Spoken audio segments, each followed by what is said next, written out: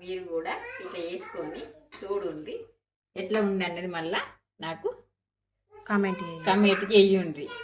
4 చెంచాల నూనె పోసుకోవాలి. రెడీ చేసి పెట్టుకోవాలి. బగారా ఉంటుంది, బెండ పువ్వు, ఉల్లిగడ్డ,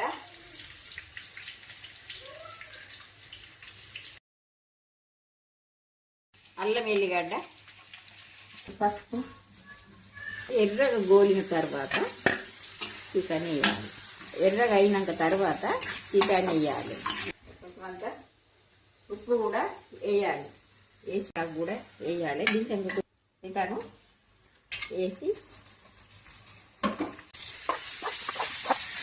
మూత పెట్టుకోవాలి. సన్నం మంట పెట్టాలి. కారపొడి,